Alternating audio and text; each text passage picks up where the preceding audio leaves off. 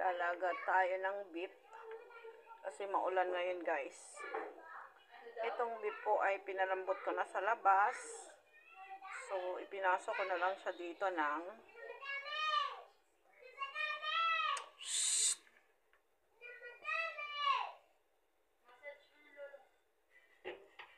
ayan.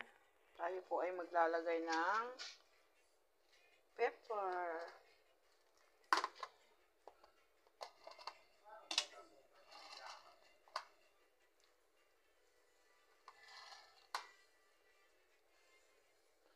Yan, meron na pong patatas yan, saging at saka mais.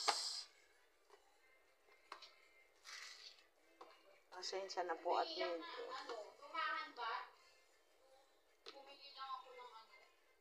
Medyo magalaw kasi hindi po ako gumamit ng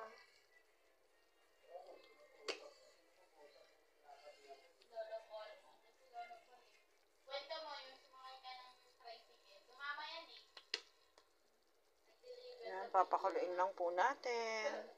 Lulutuin natin ang mga matitigas. Patatas, saka yung mais, saging.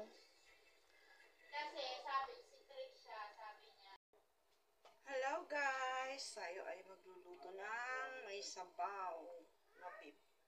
Beef tayo guys ngayon. Meron na akong beef na minudo eh. Ang gulay lang niya guys, wala siyang Baguio beans. Baguio pechay lang po ang meron, saka pechay native. Ayan.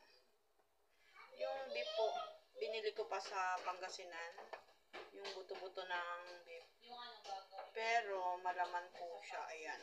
Ay, sa bangus.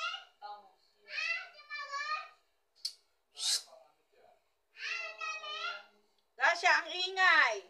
Yung parang Spanish.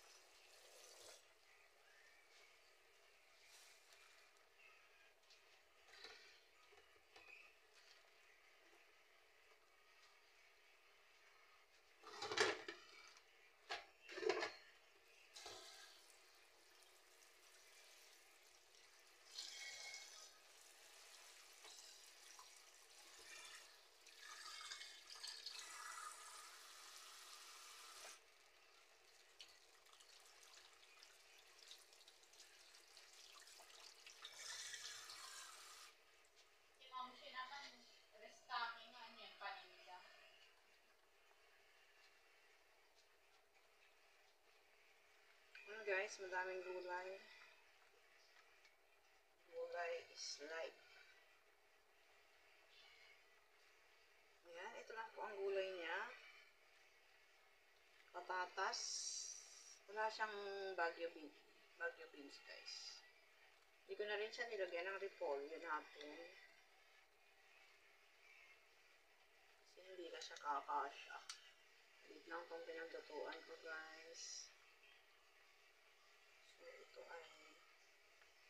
Hindi ko na siya tatakpan. Tututuin ko na lang po sa mainit na sabaw para hindi siya malutong-luto guys. Ayan.